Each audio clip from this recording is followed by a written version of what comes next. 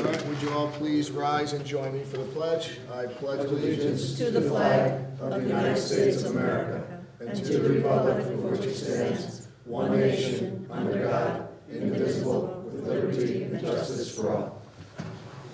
All right, today is Monday, January 22nd, 2018, 8 p.m. This is the regular meeting of Town Council. All members of council are present, as is our first selectman. We'll start with the consent calendar. Are there any comments to the consent calendar? I have the minutes, two of them. I actually have two. I just wanted to point out. Can I have? I don't have my packet. Can I have the minutes? Sure, of course. And where are your minutes also? Do you have them in the packet? I have everything. Just said that. The voting record. I just want to make Here, a few changes. I believe the voting record is incomplete as it relates to our Robert's Rules of Order review that we undertook last meeting regarding the table and waivers, page 2 of 11 on the voting record, regarding the appointment of Mr. Condon. We have no vote on the actual appointment of Mr. Condon. The only vote that we have is the vote to pull from the table, the vote to table the motion to waive the rules of procedure as it relates to Mr. Condon, but not a statement of the vote approving Mr. Condon's appointment.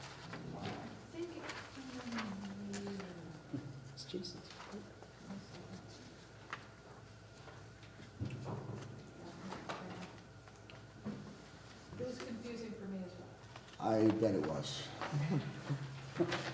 It's confusing for me as well. I understood everything. No. So you have the motion in the second on the appointment, there's just no vote for it.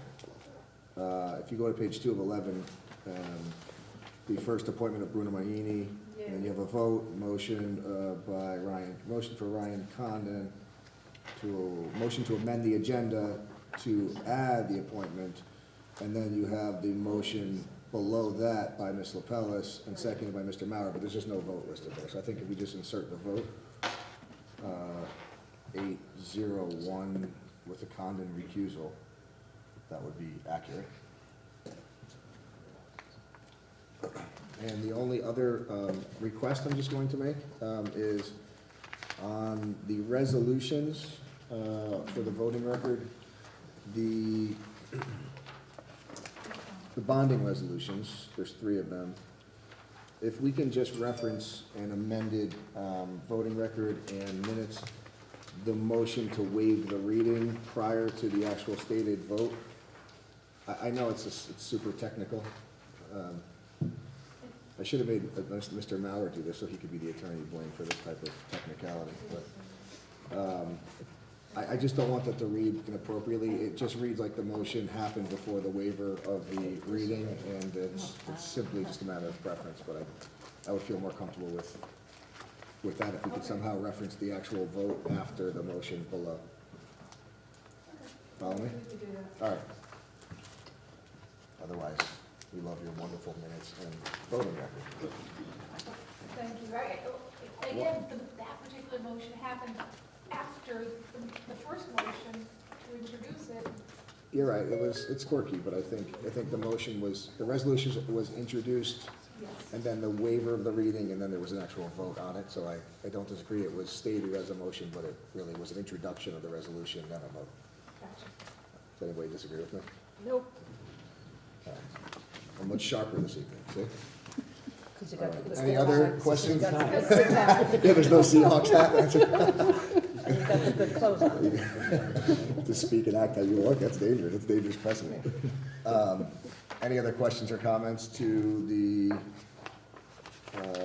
agendas and the voting minutes? I'm sorry, the minutes and the voting record. See, I slipped up that fast. All right, seeing none, so absent any objection, I just asked that the consent calendar be passed with those changes. All right, moving on to communications. May I have a motion? On your dais, you have a proposed amended agenda, adding O and P under communications and item B under appointments. So may I have a motion to amend our agenda to incorporate those changes? So moved. Motion by Mr. Palace, is there a second? Second by Mr. Condon. Any discussion?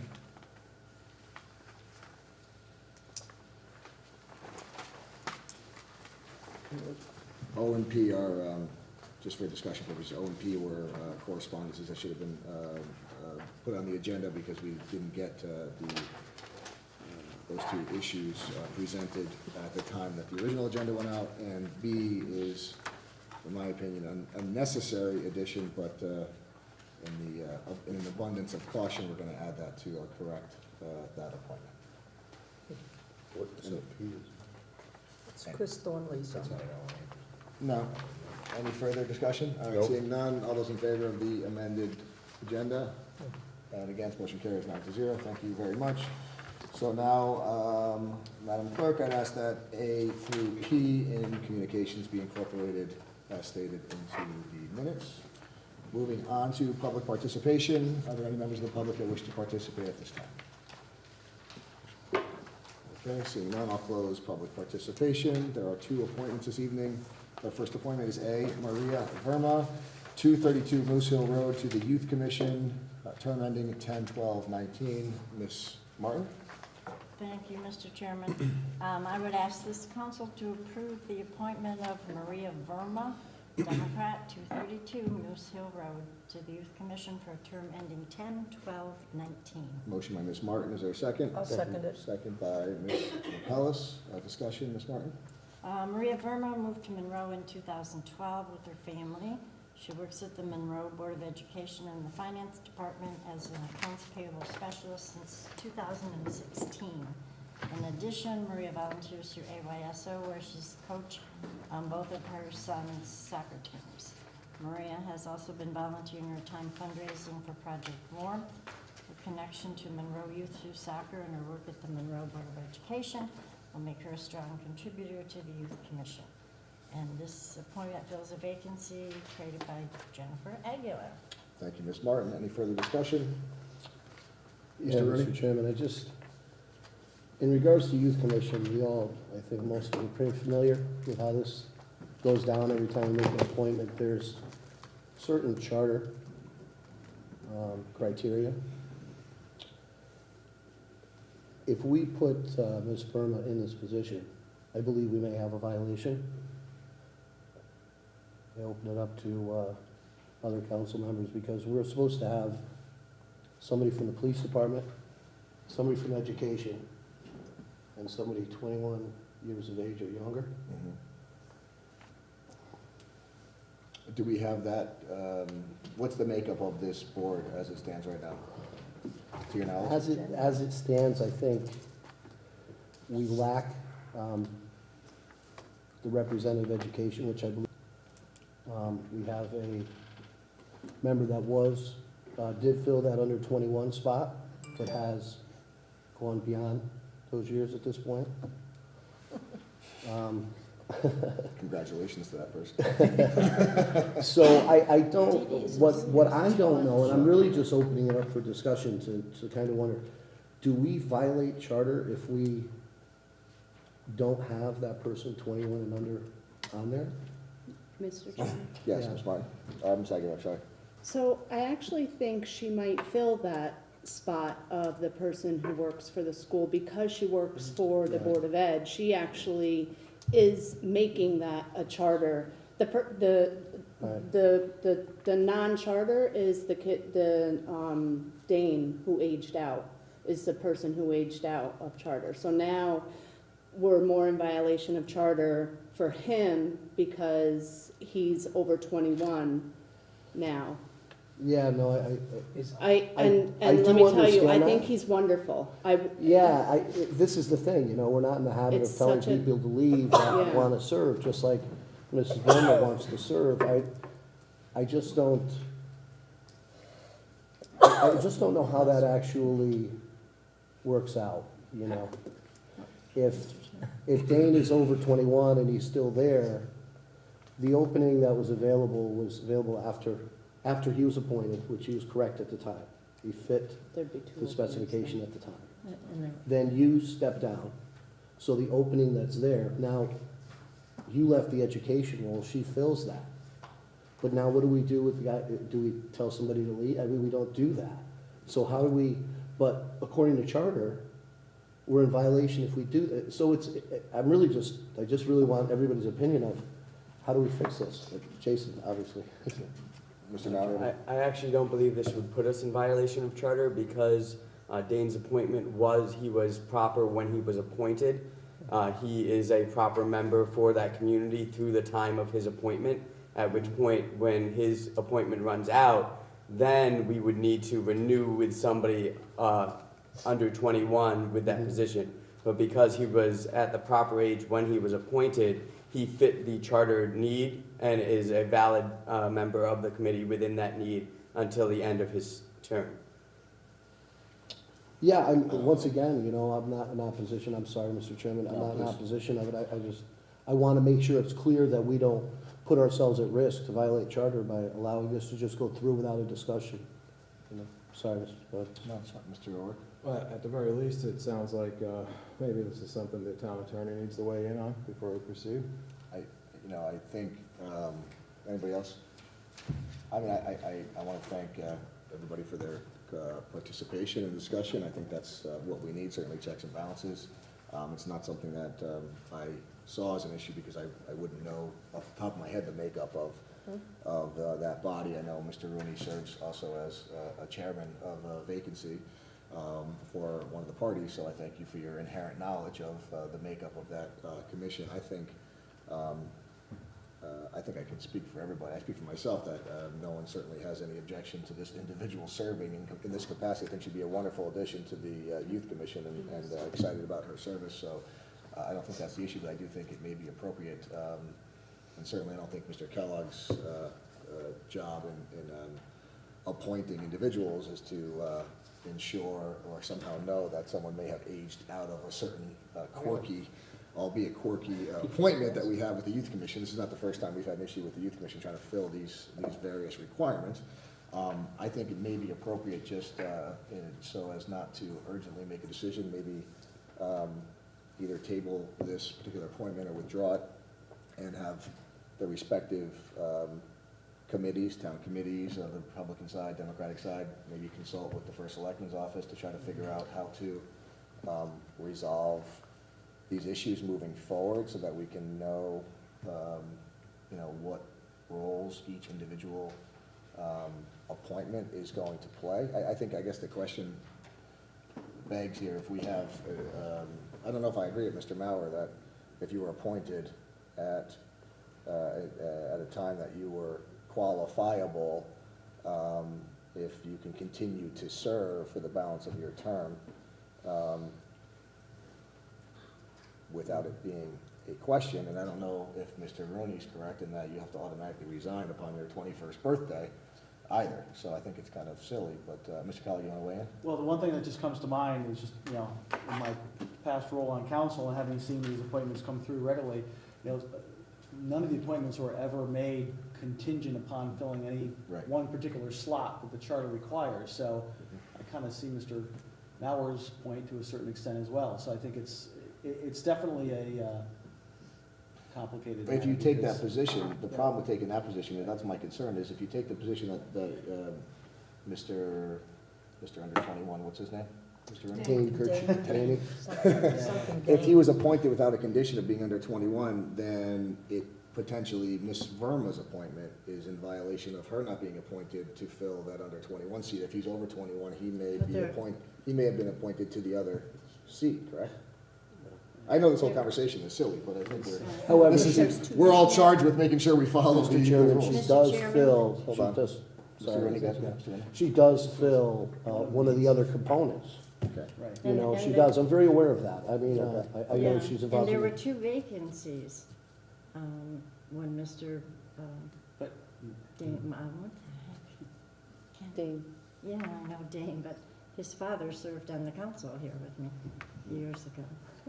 I mean, do we think it's But- appropriate just to table this issue to make sure that we're in compliance, and at least if we, at least we'll have a plan moving forward, I think Well, that may be appropriate. I would not be in favor of that personally, because this appointment fills one of the vacancies that are there, which is the education aspect of that makeup. Which I was, see no reason that we couldn't approve that appointment and then perhaps get a town attorney opinion if you felt it was necessary on what do we do with this U-21 situation that's not U-21 anymore. But that vacancy is still available for the educational component, and this candidate fills that. Although, once again, we have an appointment that's on our agenda that doesn't, as Mr. Kellogg stated, doesn't specifically identify which component this individual is filling. It doesn't, well, no. They never do. They Well, never have to. They, there's always the time to start anew with wonderful and fresh ideas and procedures. I think, we've never had this discussion before. We've had this post hoc, unfortunately, but now we're having it in advance. So, Mr. Mauer? it also raises the question that since there currently is nobody on there for the education side of things, are we in violation of the charter by not passing this, by not filling that vacancy, by not putting somebody of education, because then there's nobody on the commission who currently fills that spot. So does that violate? So really, either way, you're in a little bit of a catch-22 there, in that if we do not put this appointment through, then we have a committee that's already in violation without the education aspect there. Is working for the Board of Education as an accounts payroll individual the intention of the education aspect of the Youth Commission? Are we positive of that? Well, everyone was in agreement, no disrespect, to Ms. Aguilar, who does not work for the system, is involved in education, and, But once again, I'm not sure that Ms. Aguilar's appointment was specifically stated to council that she was fulfilling an education component. I'm not sure that it was on. It wasn't. My recommendation is, I would suggest that we not proceed, this is my personal opinion, that we not proceed with this appointment for two reasons. One is I don't want to see the vote jeopardized based upon a technicality and the message that would incorrectly send to a willing, very valuable, well-respected individual in this town to be voted down potentially for the wrong reason, number one. That's how I personally would feel, and I don't know that the waiting 2 weeks is so prejudicial to can't ensure that we get this correct. That's how I would err on the side of caution. That's what I would recommend that my fellow council members do, but everybody's free to weigh in on that. I would go along with that if we keep her name as in the discussion, because I would hate to see somebody this valuable leave and continue the discussion about Jane. Sorry, don't know. By tabling it, that's what we're doing, we're kind of putting it in a hold Right, matter. yeah. Instead of I just not don't accepting want her outright. dismissed. Yeah, Exactly. Yeah, it's tabled. yeah. So Mr. table. Condon? And Can we make this request a little broader? Do we have any other committees, commissions that have these kind of no, restrictions? No, this is the no, only because it's a one. youth, it's crazy. And we The only find one that ourselves in even a- comes close, I think, is the Board of Health that says. Yeah. that can be held. Yeah, that is Yeah, specific. that's it. So a table should be the, All right, so we have a motion to table. Yes. make a motion to table this appointment. Just for 2 weeks. Motion by We just Mr. had a O'Rourke to motion. table I'll second the vote on this appointment, second by Ms. LaPellis. Is there any discussion on the motion to table? Now that we're Just to experts in proceed motions to quickly. table. Just to get answers quickly. Okay, so, call for a vote on the motion to table. All those in favor? And against? All right, that motion carries 7-2. Moving on to appointment B on the amended agenda, Christopher Thornley Jr. to the Board of Health for a term ending 4/27/18. Mr. Rooney? Yeah, I'd like to make a motion to correct Christopher Thornley's appointment, Board of Health. There was a clerical error. The term ending should be 4/27/18. We approved 4/27/21.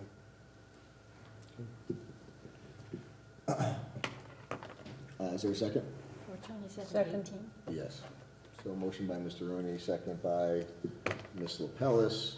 So for discussion purposes, Mr. Rooney, the prior appointment of Mr. Thornley was aired only as it related to the date that was stated on the record of 4/27/21. It should be 4/27/18.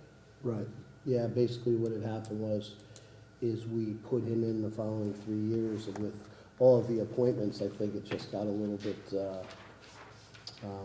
confusing, and realized that he would be serving a 3.5-year term if we continued. I mean, council, we approved it, but clerically, it was incorrect. He would need to finish the term that was left by Dennis Condon, and then be reappointed if we see fit at that point. Okay. Again, my opinion is that I don't think the vote is necessary. I think you can't appoint someone for a term beyond the actual term, but, so the term would automatically expire upon the end of the term, but I think it's appropriate, so our record is correct. So I thank you for bringing that to our attention, whoever did. Any further discussion? All right, so all those in favor of amending, correcting the scrivener's error, and against? Motion carries 9-0, for what it's worth. Moving on to action items. The first action item is the Town Council Committee on Finance, Education, Health, and Public Safety matters. That's Mr. Rooney. Thank you, Mr. Chairman. As we know, we're into budget season, so all of these committees are working diligently on preparing their budgets. Health, so the finance obviously is primarily budget things happening, but health, they had a vote for chair. Chris Thornley has been elected chair. Nikki Lito. That's a fast start. His first meeting? You just let him finish his, Nikki Lito was report, voted please. vice chair. In education, Stepney Elementary had an issue with the oil tanks. The oil tanks were being removed. I guess the furnace there is a dual fuel furnace. It's gas-fired and oil-fired as well. From what I understand, back in the day, they would handle it such that when the oil was cheaper, they would buy it low, and they would flip-flop with the dual fuel based on what was less expensive at the time. But since then, there really isn't any extreme monitoring of that. So they decided to go with just gas. So they're gonna remove the tanks and leave it just a gas-fired system. The original price for the removal of the tanks and the installation of new ones was somewhere in the area of $125,000. This switch to opt to go to only gas saves, that cost is $22,000, so it's a total savings of about $103,000. It seems to be a very good move. I did a little research on this because I couldn't get my head around how it was $102,000 to put a couple of new tanks in, but from what I understand with the modern, the updated rules and regulations, they have alarms, they have containment systems around these tanks now, so they're extremely expensive. There's a very small profit margin for the companies that install them, but a huge cost in equipment. So that's why that would be so expensive. But they opted to not do that right now and just take the tanks out and run on gas. In regards to police, just budget, still there's 2 openings for the police academy in April. They're interviewing potential individuals now. EMS is evaluating options for controlling costs of the replacement ambulances, or ambulance. And the fire department we have right now, we have the new trucks coming in. The trucks are gonna be in February, March, I guess they're, March, April? Yeah, so I guess they've got some pictures and stuff, they're being built, you know, at the factory. It's KVE, I believe is the manufacturer. What is it? KME. KME. So that's pretty cool. And that's about all I have. Thank you. Thank you, Mr. Rooney. Moving on to action item B is the Town Council Committee on Planning and Zoning, Public Works, and Park and Recreation Matters. Mr. Pellis is the chair. First, planning and zoning. The Planning and Zoning Commission voted to issue a positive referral regarding the extension of public sidewalks from the Monroe Town Library to the Town Hall. The commission noted the extension's consistency with the plan of conservation and development, and it will increase pedestrian protection. And going right along with that, at the public hearing, there was a special exception permit application for the extension of a new public sidewalk from the town library passing through Washington Lodge, which is the Mason building, Masonic, and ending upon Town Hall. And that the commission approved this project along with the Section 824 referral, which is the first one that I mentioned. And then, since we want things really that refer to town council, Parks and Recs had an election of Tony Scott again for chair, and Andy Sear for vice chair, and Dee Barbieri for secretary. And the only thing they discussed, which was pertinent to us on town council, was, and we just got the schedule, three of us who are on that particular subcommittee, got the schedule for Park and Rec fees for 2018. So we're gonna meet and discuss it, and that's what they need for our next meeting, which I think is February 12th. We will have the whole council, after we vote on the seasonal fees that were reviewed and discussed at the Park and Rec meeting. So, their feedback from last year's changes, the lowering the non-resident company picnic rates was discussed. Lowering rate did not result in more reservations, so they recommend no changes were recommended to present these seasonal fees. That's it. Thank you, Mr. Pellis. Moving on to action item C is the Town Council Committee on Legislative and Administrative Matters. Mr. Reed. Thank you, Mr. Chairman. We went through 4 topics for old business tonight. We're going to look to try to accomplish a few of them over the next month or so. Those 2 being the purchasing policy and the rules of procedure, which we do owe ourselves a yearly review of. So what I'd like to do is start this council to take a look, members of council, to take a look at the rules of procedure, specifically sections or rules 12, 13, and 14, and 26.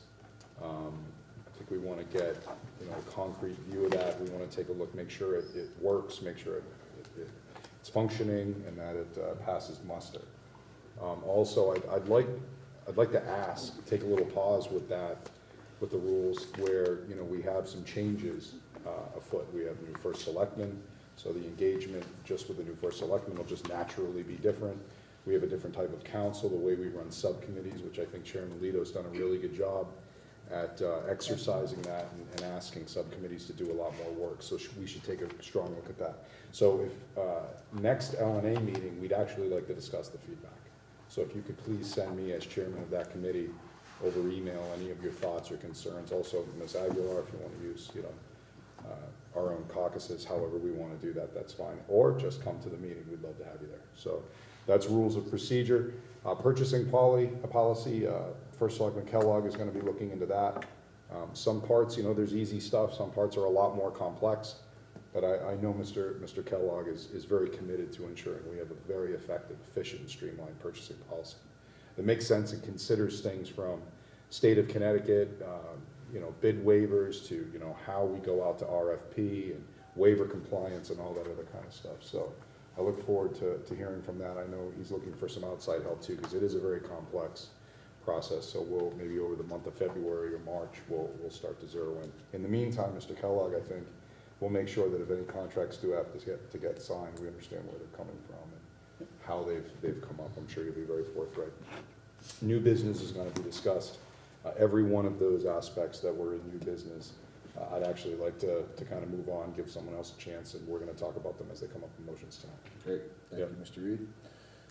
Moving on to Strategic Planning Committee, that body hasn't met since it's been newly appointed. I just asked that the members just communicate with each other to try to circulate dates to meet before our next meeting, just to align that agenda and tackle any upcoming projects, select leadership, things of that nature. So if we could just communicate in that regard, I'd appreciate that. Moving on to item E, EMS Facility Work Group is finally going to leave our agenda for good, hopefully upon a affirmative vote on our resolution to disband that work group and replace it with our building committee. So that's pretty much self-explanatory. And moving on to our first selectmen's update, Mr. Kellogg. Thank you, Mr. Chairman. Hopefully you all found the update on the dais. Thank you. So I'll run through a few things. One is the project concept review. That we're going to discuss, I believe, later on in your agenda. So I will defer discussion on that, but I am going to propose a process later on tonight, and that I'd ask for your conceptual agreement on. The second item I want to discuss was process review in our land use group, particularly we talked about the permitting process. It's an area that's been obviously a strategic focus area, something that I've been doing a lot of work on kind of behind the scenes in planning. That process will be extensive. It will involve a lot of input, a lot of stakeholders. I want input from our customers, et cetera. So there'll be a very broad perspective, but initially I want to start the process of documentation and kind of an internal assessment. As I said, the planning has been underway for quite some time. I did kick off more formally the first phase today, actually, with a meeting with representatives from land use, the health department, the Planning and Zoning Commission. Mr. Porter was unable to attend, but I also had representation from the former chair of P&Z. That was something that Mr. Porter and I had discussed, so we have some kind of history there. I also included a representative from MetroCog to give us some early participation from that group, because that is a group that I'm looking in the future to leverage that regional project to bring technology to the permitting process. We have a pilot program that was done last year. We have an opportunity in that regional consortium to leverage that and utilize technology to help the process. And having him on early in the process is something I really wanted. So, and last but certainly not least is our EDC chairwoman, Donna Verdisco, who I asked to assist in facilitating and helping with the process flow and bringing her perspective as well. So it's a nice small group to kick the process off, but again, it will be expanding, and we'll have different, I imagine having focus groups and other stakeholders brought to the table to get their perspective, but we've got to start with what we have currently and understanding what the process is, so we can see if there's any immediate things that can be addressed, and if not, we're certainly continuing to document it for the purposes of process flow that would build into a future technology solution. So just want to let everyone know that is going on, but it's kind of stuff that's at this point probably behind the scenes to everyone here, so I just want to make you aware of that. The third item was the STEEP grant for the EMS facility, something that was a very long process with the state of Connecticut. You'll recall that back in May of last year that the MOU package went to the state, and we had expected a relatively fast turnaround, but it had been somewhat, it had been out there for quite some time. I want to thank our state rep, J.P. Straczynski. I reached out to him to see if he could help find out what was going on, and I was pleasantly surprised on earlier this week to receive back the fully executed agreement. So I'm told that more or less locks in those funds from a state commitment perspective now that we have a signed MOU, so that's great news. Oh, and that is a $500,000 grant, as everyone probably knows from prior reports, but thank you, in case I didn't mention that. The next item, or next couple items, are just reports from the prior meeting. The last meeting, there was a request from council to get the details of bond payments that were rolling off this current fiscal year. So you have a table there on the bottom of the first page. It's the schedule of the principal that will be paid this fiscal year.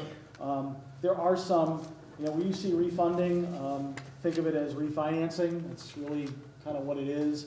So a lot of those are really old issues that are commingled. We could get to the specific projects, but it would be a significant amount of time and effort. I didn't know if it was something that the council really wanted to get that level of detail. So at this point, I wanted to give you what we have. You'll see some of the more recent bond issues down there as well, but that number, which totals to the 4.635 million that I reported in the bond presentation last meeting, that's where that comes from. So these are the principal payments that will be happening this year, and those are the projects that they apply to. Question was asked for the years, the age and replacement plan of the current EMS and fire apparatus. So the first listing I have here are the ambulances, and they're, obviously 952 is the one we're looking to replace this year. The other two would come after. You will note that there's a little bit of a difference there. We purchased two vehicles back to back during a kind of a emergency ambulance. If those of you on council at the time will remember, we had an emergency, had to do two right away. So we're trying to get out of that hole of now having two coming up in the same year. So we have one vehicle that has four-wheel drive that we're trying to keep around as long as possible. So we're trying to take one of those vehicles, use it more often, get the mileage, in other words, preserve the four-wheel drive one and have lower mileage, so that'll extend the life of that one. And, as a result, make the other one have a little bit less life, but it starts to have that schedule go out accordingly. Fire apparatus is kind of, I got in two different sections. One is a listing of the vehicles, and their, the year is there, so you can see that in the model number, you'll see the age of it. I also added a column as to whether it was owned by the town or the volunteers, the fire company, and then added to that for the replacement schedule. I reproduced, this was a slide that the fire companies had presented during the apparatus replacement plan. I just reprinted that to show you the replacement schedule. As you see, with the apparatus purchase that's currently underway, nothing is scheduled for replacement for several years. And one of the primary goals of the fire study is to look at that future year replacement schedule and come up with some recommendations for that. So I wouldn't, this certainly is right for further discussion when that fire study presents its findings. Thank you, Mr. Kellogg. You're welcome. Moving on to sure, Mr. Orr, sorry. Mr. Kellogg, with regards to the bonding schedule, Yes. so am I to understand that 4.635 is coming off, or part of that will be refinanced? Yeah, the 4.635, that is principal that will be paid off this fiscal year. Mr. Bauer? On this same 4.635, are any of those being, while that amount of principal is being paid, are any of those bonds being, is this the last year of their existence? I'd have to go back to a different schedule.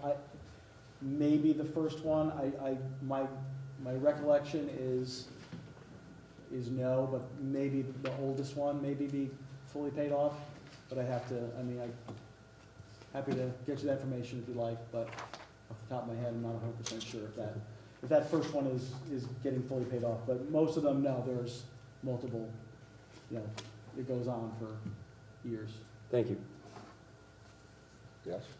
All right. Moving on to unfinished business. A is our Chalk Hill update. I do not believe that anything has changed relative to Chalk Hill. Mr. Collins, is that accurate? That's correct. Okay. Any comments or questions regarding Chalk Hill? All right, moving on to the fire study. The only report that I want to make regarding the fire study is that there is likely to be a joint meeting set up between town council and finance. Part of the fire services study is that our consultants would like input from town officials, and the town officials consisting of Board of Finance and town council relevant to the study. So it appears Mr. Manjos is attempting to set up that meeting for Friday, February 9th at between 6:30 and 7:30, and it was sent with an apology in advance, and that there's a very limited window of time that the consultants for the fire study are going to be around. And that was really the only time that worked for them and could possibly work for the bodies, not being on a weekend, and there really wasn't many choices. I unfortunately am not even going to be in the country on that day, so unless something changes. But I just wanted to give everybody a heads up. Again, it's a joint meeting for information purposes only. You know, if there's any real problems, scheduling problems, please let me know as soon in advance as possible. I can't promise that there's really any other flexibility. I do think there may be a little bit earlier in the day could work, but that's the time that I was told. I don't know if you have any other information, Mr. Kelly. Yeah, I mean, pretty much what you've reported is what I have. Yeah, there's, obviously, they're trying to, the consultants are trying to be here when the volunteers will be available, which is the weekend and evenings, and are some daytime meetings set up as Friday as well, but that is the only window that's currently available. I can, you know, one thing we could certainly offer as well is, although I think the intent is to be more of a dialogue, but if people want to submit any thoughts or questions or concerns, I'd be happy to make sure it gets to them, and or if the consultants have a questionnaire of sorts that they'd like, and I haven't asked them that, but if they have something like that, we could certainly attempt to circulate something like that as well, if that would be helpful. Yeah, Because I do know it's, you know, Friday evening is certainly not the most ideal. Yeah, actually, I actually will be here on that day. And Mr. Manjos was also out of the country flying in, I think, just on that date as well, so that seemed to work well for them, but I think there was, again, my understanding was there was no window other than that period of time. Correct. Right. Mr. Mauer? What was the time of the meeting? 6:30 to 7:30. And also, if there is such a questionnaire that they have, that would be extremely helpful. It'll be noticed, obviously. I just wanted to give everybody as much heads up as possible for the odd timing of the meeting. But anything that is relevant will be circulated in advance. All right. Moving on, one more item of business.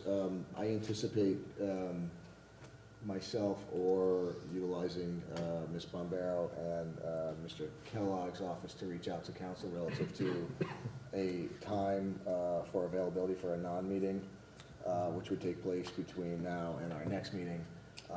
You know, we have in the past used the time before council to have non-meetings, except that we have our scheduled bond town meetings next council meeting. So assuming that we move forward with that, it wouldn't be appropriate to have the non-meeting that far in advance. So I will be reaching out to everybody, just asking for availability in the next couple of weeks. I try not to have an additional obligation to come out on a night other than our regular council meeting, but I think it's important enough that we discuss these relevant issues in the non-meeting to get moving forward. It's probably should have happened a couple weeks ago, but we've had so much going on.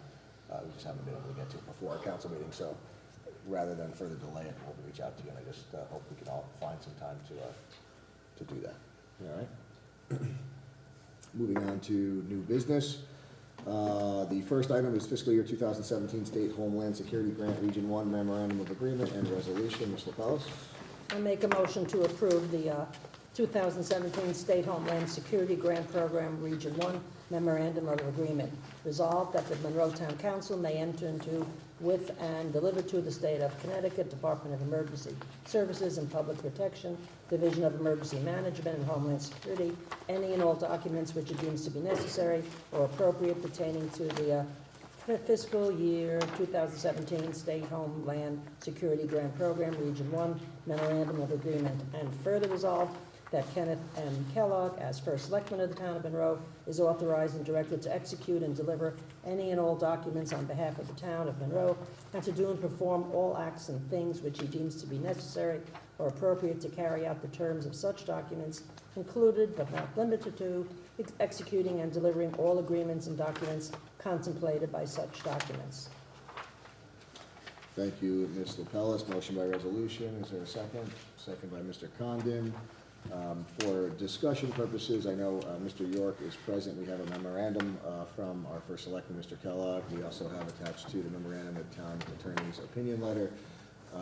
And we have the authorization and the actual documents that we've seen before. Those of us that have been on council have seen this on an annual basis. Mr. York does a fabulous job in securing the funds. I'm not sure if there's anything that you wish to say, Mr. York, that's different from years past that we've considered it. You're welcome to if you'd like to. Give me the floor, I'll take it. Just that I think we're very fortunate. There are 5 regions in the state of Connecticut, and we're in Region 1, being basically Fairfield County. And it's been a very active process since 9/11 and even before. There have been the case of DEMAS, Department of Emergency Management, Homeland Security. And we're very fortunate in having a lot of resources that have been pulled together by Region 1 and having an active emergency support functions. There are almost 20 different areas, public works and civilian, so CERT, community emergency response team and so on. So there's a lot going on that we have reaped the benefits of. And the signs that we see on the street are from Homeland Security and so on. So we're fortunate to have it. Thank you, Mr. York, for your hard work in this regard. Appreciate that. Any further discussion, Mr. Keller? I just want to echo Mr. York's comments and thank him for his work. And as he said, we enjoy the benefit of this program by getting many regional assets, not only the ones that we host here, like variable message signs, light towers, radios, etc. We also enjoy the benefit of having other regional assets that are hosted in other communities that are also available to us when needed. So these assets, the purpose of this MOU is to, one, memorialize the fact that the region utilizing the city of Stamford as the fiduciary, and that we will comply with all the requirements of the state and the fiduciary to make sure that we're hosting assets in an appropriate fashion. But it is certainly to this town's benefit to participate in this regard, and I would certainly I would encourage you to proceed as usual. Any further? Just an addendum. Sure. Some of you may remember the famous Mercury School in Massac High School. We were able to resource county and Region 1 resources to help with that. Hazardous material and command and control. The only question I have, Mr. York, is our town attorney's opinion letter references, as does the agreement, the absence of an Appendix A, which is only relevant if we take possession of equipment with the funds. Is there any expectation that we'll take possession of equipment with the funds that will require execution of that additional custodial ownership agreement, to your knowledge? I'm not expecting anything more than what we've already listed. That was Okay. my understanding as well. We have some assets, but I'm not aware of any new assets that we're expecting from I this. mean, notwithstanding that, I believe the resolution appropriately authorizes you to execute that. I just want to make sure council's aware that that's the purpose of that appendix. If anybody want to ask any questions, they can do so. But I have no issues with it. Seeing any further discussion? Seeing none, I'll call for a vote. All those in favor? And against, motion carries 9-0. Thank you very much. Moving on to item B is fiscal year 18, Historic Documents Preservation Program Grant Contract. Mr. Phillips? I make a motion to approve the fiscal year 2018 Historic Documents Preservation Program Grant Contract.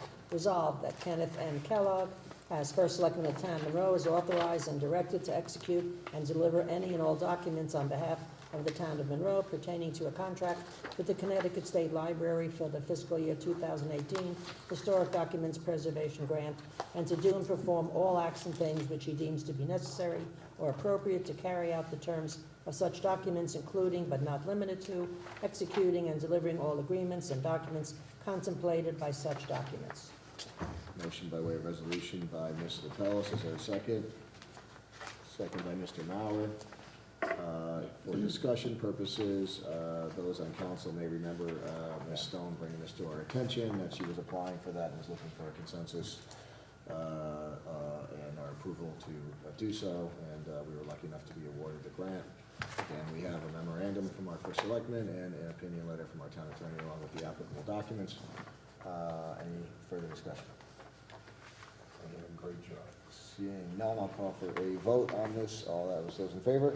None against, motion carries 9-0. Item C, resolution to disband the EMS facility work group. Ms. LaPellis? I make a motion to approve the resolution disbanding the EMS facility work group. Whereas the EMS facility work group, a special committee of the town council, was formed to conduct a feasibility study to determine the space needs and a cost-effective solution to provide a permanent headquarters facility for the Monroe Volunteer Emergency Medical Services. And whereas the EMS facility work group completed its efforts and identified a viable conceptual solution, which includes a professional space needs assessment, site evaluation, schematic design, and preliminary cost estimates. And whereas on January 8, 2018, the Town Council established an EMS Building Committee for the purpose of providing supervision, management, and control over the design and construction efforts to execute the conceptual solution currently identified. And whereas the EMS Facility Work Group has completed its mission, and the Town Council extends its gratitude to those who served on the work group. Motion by way of resolution by Ms. LaPellis. Is there a second? I'm sorry, Mr. Keller? Before you continue, I may ask that you may want to amend the motion. I'm not sure what happened, but there was another line on this originally, the last line being resolved, that the EMS Facility Work Group is hereby disbanded. Okay. So, Ms. LaPellis, is there a motion we need a motion on the floor, so we'll just add that line as part of the original motion. So as moved. As if Ms. LaPellis said it. Thank you, Mr. Kellogg. So we have a motion by Ms. LaPellis, second by Mr. Mauer. Discussion. We've talked about this, we knew this was coming, we believed, thankfully, the EMS Facility Work Group did wonderful work, and we have now moved on by the adoption of the building committee, the incorporation of the building committee, which will be included in our agendas moving forward. Any further discussion in this regard? Seeing none, all those in favor and against, motion carries 9-0. Moving on to item D is the resolution regarding invoice cloud payment processing for the tax collector's office. I make a motion to approve the resolution regarding invoice cloud payment processing for the tax collector's office. Resolved that the following agreements are hereby approved, and that Kenneth M. Kellogg, First Selectman, is authorized to execute these agreements and associated merchant account applications on behalf of the town of Monroe. 1, invoice cloud biller agreement and biller order form. 2, invoice cloud annex to biller terms and conditions for American Express processing. 3, invoice cloud statement of work. 4, Chase Payment Tech submitter merchant payment processing instructions and guidelines. 5, convenience fee transaction amendment to full liability submitter payment instrument processing agreements and payment processing instructions and guidelines. Motion by way of resolution by Ms. LaPellis. Is there a second? Second by Mr. Condon. For discussion purposes, I'll turn the floor over to you, Mr. Keller. Thank you, Mr. Chairman. So first, I want to acknowledge that there's an awful lot here, and it can be somewhat complicated or confusing to follow, but let me just explain the history here. So one of the efforts here that we're undertaking in the tax collector's office, kind of spurred by the fact that the current front end of our payments, a company was called MCC, Metropolitan Communications, was bought by Invoice Cloud, and we want to tax collector did some research, evaluated some other companies. Invoice Cloud is clearly the biggest player in this area. Many other communities have gone to formally to their services. By formally entering an agreement with them and going to their platform, we will have full integration with the tax assessor and tax collectors software, which is in database, which is a company called QDS. It will allow taxpayers to, on one screen off the town's website, be able to view their taxes and pay on the same screen. It will also allow for automation of updates to that data, the underlying payment processing data as well, without any manual intervention on the tax collector's part. The agreements that are here are, while they may appear somewhat complicated. They are all industry standard kind of stuff, so to speak. Invoice Cloud would be the, not just the technology provider from the website and what the taxpayer's actually seeing in that interface, but they also will take the transaction and present the transaction on our behalf to a merchant account processor, which is a standard component in the credit card processing industry and the ACH world. So Invoice Cloud will take that transaction. It then goes to Chase Payment Tech. That actually becomes the merchant acquirer who actually processes it through either ACH or the credit card system. There are some additional agreements in here. Because we're accepting American Express, there's a separate agreement for that. Again, standard one-pager that's required by Amex, Invoice Cloud. And there's also, because we are charging a convenience fee, taxes are one of the few things where the merchant, in this case the town of Monroe, has the ability to pass that fee off onto the individual as opposed to us having, the merchant having to pay that fee. It is a standard that's done throughout the state. Because we're doing that, that's also a separate agreement because that's not a standard thing in the credit card world. So all these things together are what are required to basically implement this new platform on Invoice Cloud, allow that piece to happen, and then let them transmit to Chase Payment Tech on our behalf, and then get that transaction through and processed. So it's really just moving that payment processing system off to a new kind of set of technology vendors for us. The one thing I also want to add is that Invoice Cloud offers services like paying by IVR, telephone IVR, and by text message even, which was interesting to me. So hopefully, in addition to the convenience of the single screen, it'll also offer some new opportunities for payment that currently they don't have. So all in all, I think a lot of work behind the scenes, but at the end of the day, it'll be a much cleaner, more customer-friendly experience for the taxpayer, and I think it's something we should proceed with. Great, thank you, Mr. Kellogg. I do want to add that there is no cost to the town. We're not, again, the merchant fees we're not responsible for, and there are no other fees contemplated here.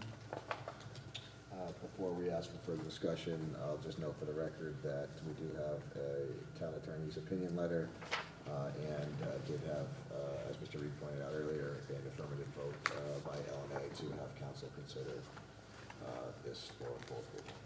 Any further discussion? All right, seeing none, I'll call for a vote. All those in favor?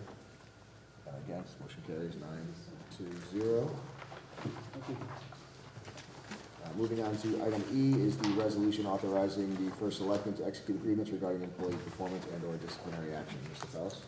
I am pleased to introduce the following resolution, a resolution authorizing the first selectman to execute agreements regarding employee matters and disputes, and move for its adoption, and I'm going to make a motion to waive the reading. Motion by Mr. Pellis. We have a motion to waive a reading of the resolution that is before each of us. Is there a second? Second by Mr. Condon. All those in favor of the waiver of reading of the resolution? And against? Can I just get another vote, show of hands, please? Motion in favor of the waiver. Thank you. And against? Motion carries 9-0. I have extra eyes on me, don't forget. Madam Clerk is making sure that I do my votes correct, so thank you for that. And do I have a motion to adopt the resolution as printed? Motion by Mr. Pellis, is there a second? Second by Mr. Condon. For discussion purposes, Mr. Kellogg, I think it's appropriate to turn the floor over to you. Thank you, Mr. Chairman. I think my cover memo kind of explains it, but as you know, under the charter, one of my duties is to be that of a personnel director and deal with, and as such, addressing various employee matters. There are certain things that come before me that are resolved by a small, but albeit still a written agreement to resolve certain matters, and those are agreements that are entered among the town, the employee, and when appropriate, the collective bargaining unit. Obviously, we want to be able to continue to do these things in an efficient and effective manner. So I asked our town attorney to consider and this matter to make sure that the appropriate authority was in place to execute these agreements on behalf of the town. Great, thank you, Mr. Kellogg. I think this is a wonderful idea. I appreciate you bringing it to our attention, and I think I can speak for all of us that we were probably somewhat shocked that this authority wasn't granted elsewhere, and happy that we're doing it appropriately. I'll point out again that this was reviewed by our town attorney, and again, it was not in the packet because it was not reviewed and completed until after the agenda went out, so I apologize for that, but we want to make sure that we had proper legal review in advance. Any further questions, Mr. Mallon?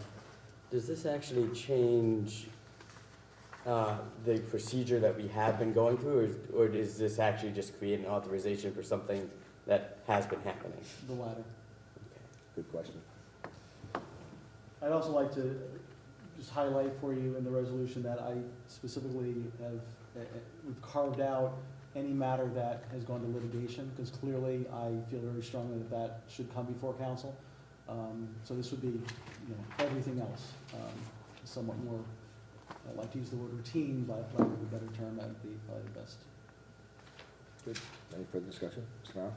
The one thing I would say is, well, I think this is a great first step. My guess, considering we needed to take this first step, is that there are probably some other holes in the procedure for things in between this and litigation.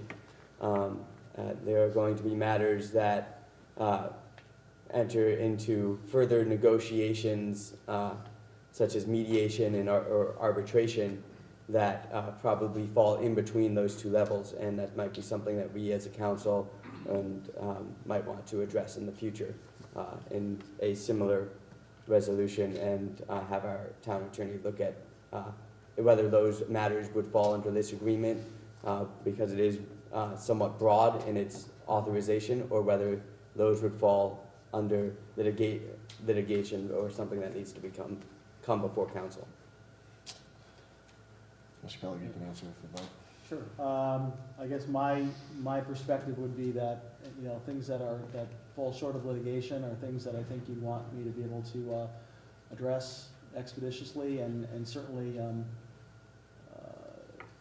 I think once something has gone, if we're not gonna, if a resolution is not going to be accomplished, which would be something I would, sign here, then it going to arbitration would somewhat take it out of our hands anyway. So. Yeah, I understand what you're saying, Mr. Mauer, actually. I think, just to be clear, what we're accomplishing is, as the resolution states, and it doesn't get into detail, but the common practice, as I understand it, is that when an employee dispute is resolved, it's resolved by way of an agreement that the town is a party to, and the charter does not provide the authority to the selectmen to bind the town without council's approval, and these matters need to be resolved on a more regular basis. And that's the essence of the agreement. I think what Mr. Mauer is suggesting is that the quasi, can mediation and arbitration be defined as quote-unquote litigation? And I think that's probably an interesting perspective. I don't know that that was the intention of the agreement. I think mediation and arbitration were probably authorized by this agreement, although it doesn't prevent Mr. Kellogg from bringing any matters that he thinks are appropriate for council's consideration to our attention at any time for ratification and or approval. But that's correct. It's a good point. I would presume that we run into that issue of lack of definition and ambiguity, bring it back to our attention, and we can further define it. Any further discussion? All right, I'll call for a vote. All those in favor? And against? Motion carries 9-0. Moving on to, we're going to table F for a moment. G, discussion of the first selectman on proposed process for the project concept review. Mr. Kellogg? Thank you, Mr. Chairman. So, one of the things that I'm in many areas, as you know, is to start formalizing some process around certain things. One area that I find is kind of ripe for this is project review. We have a wealth of projects that come before us. Certain things that I think are probably things that should be handled immediately have to do with a couple of projects that get presented by volunteer groups or nonprofits. The best example I can give you is the Kids Creation Project that has been discussed at Wolf Park, and then also Wolf Park, the Performance Pavilion, both projects that are kind of a grassroots, volunteer-based community initiatives. The thing that I think those groups and I struggle with is those are projects where there's a strong desire in the community to move them forward. There's groups that want to start and have started raising funds. However, there's really no town body that has legitimized the project, so to speak. What I am looking to do is to ensure that those types of efforts have conceptual support from the town while the project is still in the formative stages. So I'm looking to create a kind of an administrative process on my side that would solicit information from the proposer of the project. I think it's a relatively straightforward the first 2 pages are the only thing that the submitter would have to complete. I've highlighted that, complete information would not be an absolute necessity just to make a submission. The intent is to get enough information so that we can determine if the project should be pursued. So initial information will be presented first to me, to my office. I would then determine, what boards, commissions, or departments that I would want to refer it to that I felt initially, just on my take, would require further information, or perhaps, so for a great example, Kids Creation, immediately you'd want a recommendation from the Parks and Rec Commission. Is this something that they feel that they would support or not? Highlight any issues that need to be addressed, with the ultimate goal of getting it to a point where I felt we had sufficient information to then present it to council, to this body. And that this would be the body that would, either by vote or by consensus, ultimately get to a point to say, yes, this is something that we think we should continue to pursue for the town. Again, not giving final authority, not necessarily, not approving funds, not, all those normal things that a project would then have to go forth and accomplish would still have to occur. But at least the project is proceeding with that conceptual approval that it's something that, it's time well spent, and if funds are being raised, we know that the funds are for a project that the town is behind. During that process, certainly council could also decide that they want to ask more questions or refer it to a subcommittee or whatever, and that could be part of the process as well. But again, I want to see these projects have some legitimate support from this town body before we pursue them. And then the other part of this is also having a process that we could further utilize to review and prioritize capital projects as well during the budget process. So that's the ask. I want to make sure that you're comfortable in terms of your role in the process, and you think it's appropriate and something you would support. And my feeling is that this is something that we could immediately kind of pilot, if you will, with some of those 2 volunteer projects. And certainly the process can continue to be refined, the form can continue to be tweaked as needed, but I didn't want to pursue further until I had the support of this council that you felt it was an appropriate process and that you felt your role was appropriate as well in how I've outlined it. So. Thank you, Mr. Kellogg. I'll open up the floor for discussion and response to Mr. Kellogg's request for input as to this concept. Mr. Reed? Great job. Short and sweet. Ms. LaBelle? I also think it's an excellent idea, because it gives you something to focus on before people go off half-cocked and don't know what you're doing, or whatever. Ms. Martin? Nothing wrong with that word. I also like this review in theory particularly, so that we don't have an organization perhaps that's raising money with no authorization to do that. And I guess so I like this. My only question would be, if your office deems a project not appropriate, viable, whatever, is that it? Does it stop there? Is there any way to appeal that, or would the council have an opinion? It would seem to me that if I'm feeling a project is not appropriate, it's either something that the town simply can't entertain for, I would view my role as one of saying, is this a project that's appropriate for the town can, fund, the town can, does it have sustainability and things like that. I mean, certainly, obviously, if there was a group, I guess I'm trying to run through your scenario, if there was a group that felt very strongly and that they wanted to pursue something and I felt it wasn't something I was gonna push forward, they could certainly always come to a council meeting and public participation and voice their concern, and I'd be happy to address why I didn't feel it was appropriate at that point in time. Certainly if I think there's something that, let me put it this way, I view this as a process of it's trying to get enough information so that you can at least have a look at it. We're never gonna have complete information in this process at this formative stage, so if I find something that I think is, let's say, questionable or on the fence, I would default to bring it to the council and have, if nothing else, maybe have you review it further, maybe it's something you want subcommittees to look into or something like that. I can't, So you, if I'm understanding you correctly, and I hope I am because I like what you just said, if there was something that you weren't particularly enamored with for numerous reasons, you would still be willing to bring that to the council and explain, if nothing else, why you didn't think it was appropriate and stuff. yeah, I'd certainly be happy to do that, sure. Again, I would imagine it'd be something that'd be a compelling reason to not proceed, but All right, I don't have thank an you issue very with much. Mr. Condon.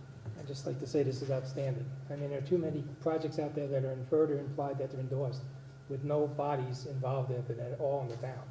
It'd be like me putting a shed up in your house and then holding you accountable for it without asking the homeowner. These are two projects that just have no basis with any town department at this point, as far as I can tell. So this is outstanding to get a hold on what is the scope of these projects and how far, and whether they can be endorsed or done in Parks and Rec or anywhere else. I think it's an outstanding job.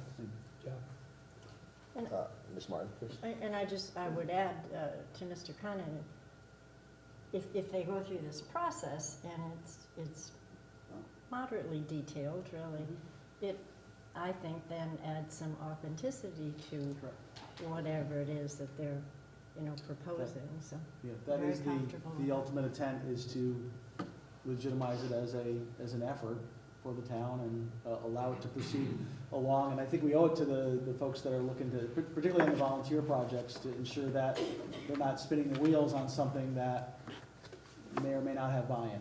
And I think this legitimizes that buy-in. Mr. Mauer? I would like to continue with the sentiments of that I think this is a very big step forward as to projects within the town, especially those volunteer projects. And I think it's a great idea. I do think that it will be very helpful, not just for the council and the town committee's perspectives, but also for the organizations, for these groups themselves. As to what was being discussed before about if a project is turned down, the two things that I think would be beneficial to, if at any point in the process, whether it be by the first selectman's office, the town council, that when the group be notified that it has not been approved for the next step of the process, that go with a statement that if you would like to further state your case, you're welcome to resubmit with more information or attend public participation at the next town council meeting in order to discuss the issues with the application, and that way they, any group certainly, if they do get a denial, feels at least I have a platform where I can go and state, well, I didn't understand this, so I'm welcome to change that, or can come and state their case that the application itself was misunderstood. Ms. Aguilar? Sorry. I think, to your point, Jim, sorry. Just Ms. Aguilar, if you could, please. I'm gonna, again, great job, told you already, great job, but I have a question about it. So, being involved in a couple of these projects, like, the Project Warmth Trail Run, the Project Warmth Night Out, is that something that you would also want this, something like that? Because we do that under social services. It is, they are both affiliate on, they do fall under town events. Yeah, I did not perceive this as necessarily a event approval process. Okay. It was more of The big ones. the big, yeah. Okay, thank I you. mean, certainly events, I mean, social services department, obviously, any event that's department run is typically, you know, something that I would be aware of, so Okay, if I had a concern, I would raise it at that point in time. great, thanks. Yeah, I'd just like to bring you to the third page where it says project conception, disposition, yes, no, proceed to town council. So it's kind of embedded in here already, that with the eyes on it. Mr. Orr? And I also, look at this as a great starting point, which over time and the experience that we gain by vetting these projects, that this form could be further developed if necessary. Absolutely. I expect it would. Mr. Mallett? I understand the point on page 3, but I was recommending that if the answer to that question is no and the explanation is given, that notice also be sent to this project inviting them to the next town council meeting for public participation in case they would like to discuss the matter further. Mr. Kellogg, I just want to thank you for your hard work in this regard. I think you're sticking firmly to your promises, and you displayed when you, publicly when you were running for selectman, that you were wanted to be engaged in process and improvement in the process, and we can see it with our agenda this evening already that you've accomplished that task and you're well on your way, so I appreciate you sticking to your word on that and helping make the town more efficient. The one thing I just want to highlight is, and I think this is a wonderful idea, there have been many, many times where I have been approached as the chairman of council or as a liaison to, I can remember one LNA meeting where I think Ms. Aguilar, you were part of a youth commission project trying to find your way as to how to establish a special reserve fund to raise money. Yeah. And you knew enough to come to that public participation at LNA trying to determine how to do that, and I believe we set that in the right motion at least. I don't remember where it went, but we made every attempt to move that forward. But I think, and I appreciate the comments from some of my colleagues up here at council, but I don't want to add any negativity to this wonderful idea, and I don't think in any way, shape, or form, and correct me if I'm wrong, Mr. Kellogg, this is preclusive in any nature. You're not trying to preclude or require that any project review come through the selectman's office. It's just giving additional tools and guidance to individuals should they want to apply.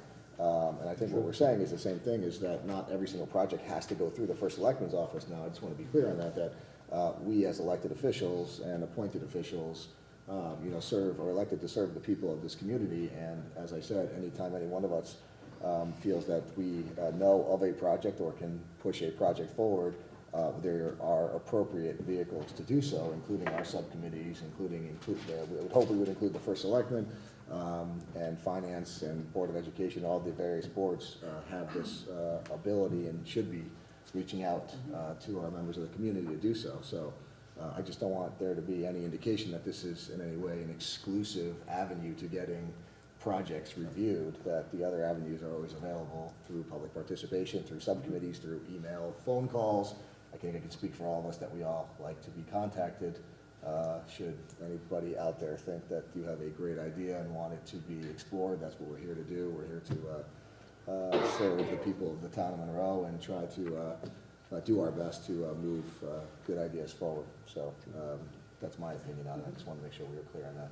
I think You can correct me if I'm wrong, but I think that's the intention, correct? Correct. I mean, the intent is to get enough information so we can move it forward, however it starts, however it gets into the system. Okay, so we don't need a vote on this, but I'm just looking for a consensus, so I'll start to my left. Mr. Mauer? I'm in favor. Okay, Ms. Aguilar? In favor? Ms. Martin? Agreed. Ms. Favor? LaBellis, I'm also in favor. Mr. O'Rourke? Mr. Reed? Mr. Rooney? In favor. Mr. Condon? Mr. Kellogg, are you in favor? Let me think about That's this. your idea. All right, and we'll go back to the item F, which is the discussion of revising the scheduling of town meetings. I put this on here because it was brought to my attention that,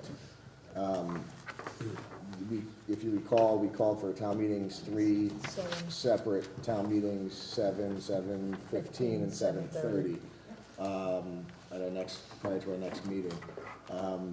It was brought to my attention, I haven't received a firm legal opinion on this yet, that logistically, it may be a little bit difficult for the registrars to hand out ballots for each vote and then clear council chambers out and then re-hand out ballots. And then I think we've done in the past this way. I don't know why it's a problem now, to be honest with you. We also, could utilize a different setup rather than having ballots out there. We could do it in here. So what I want to do is just get the consensus of council and actually get a vote that if it's deemed appropriate by bond council, that we call for one town meeting at 7:00 PM, and at that town meeting, have 3 separate votes, which I think is equally appropriate.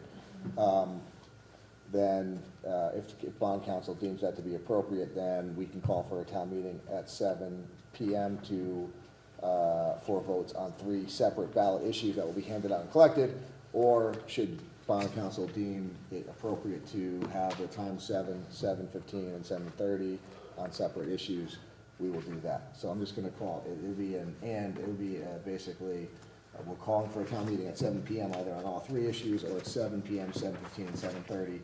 The date has not changed, it will remain February, what is that, 12th? Yep. So I just want to get everybody's vote on this, that'll be either A or B upon the recommendation of bond council, so that our process is safe, legal, and secure. So I'd like to make that motion. Is there a second? I'll second it. Second by Ms. LaPellis. Any discussion on my statement or the need for clarification? All right. So all those in favor and against, that motion carries 9-0. Second, public participation. Would any members of the public wish to participate at this time? Please come forward and state your name and address for the record, please. Hi there, Daniel Keene, 122 Swenson Drive, Monroe, Connecticut. Swenson. SWENDSEN, Swenson. And Teresa Oliar, 67 Pastors Walk. Floor is yours. So we're the co-chairs of the Monroe Playground Foundation. Wanted to say hi, introduce ourselves, and let you know we're very excited to follow this new process. It's been very important to us since day one.